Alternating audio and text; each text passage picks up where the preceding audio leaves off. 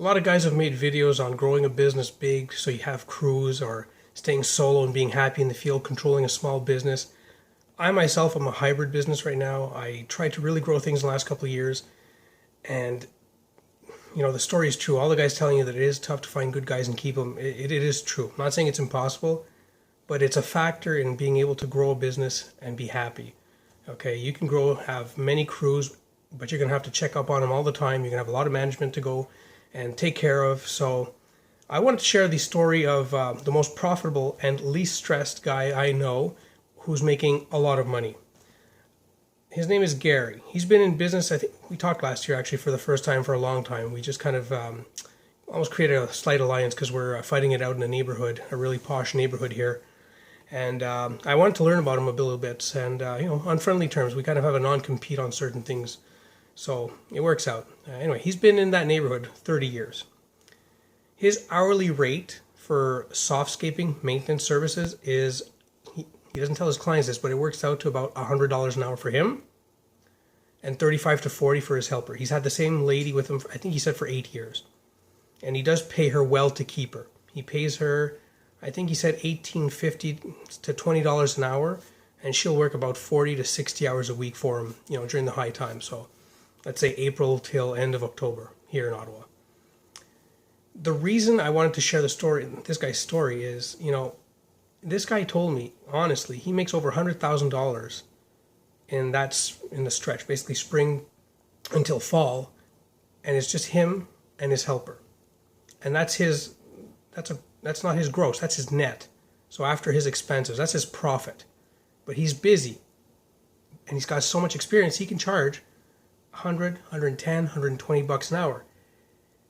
Now his secret is, he's very good at doing things that other landscapers, softscapers aren't doing.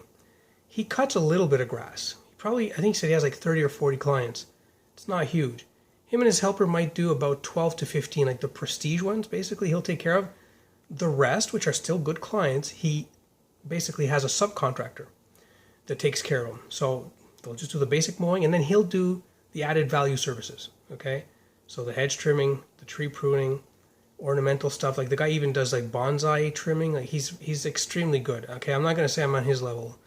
I'm good at shrub trimming, and I charge a fair hourly rate. But this guy, I think, is probably one of the best in the city, okay? He really is an ornamental gardener, and he's a master at it.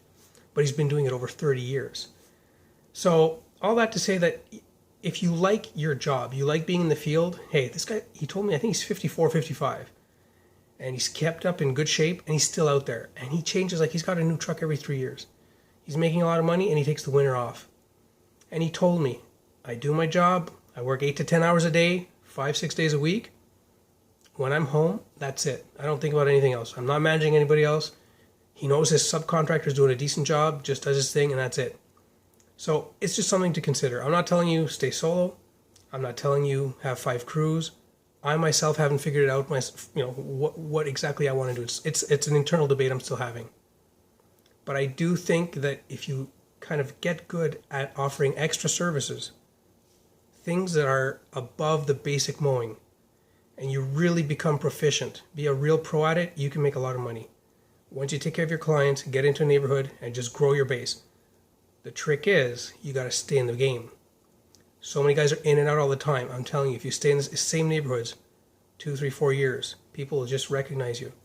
And the guy who was, just doing it for beer money, had 4 or 5 clients, those guys drop out. They're in and out all the time. You'll keep gaining clients. But I think you should learn an extra technique, learn an extra skill that you can monetize, something that other guys aren't doing. This guy Gary, he makes a lot of money because he's become extremely good at ornamental care. So it's not impossible to do, not impossible to learn. I think that it's something that you can get good at if you want to really get specific training, get a specialty basically that'll make you different than the average Joe.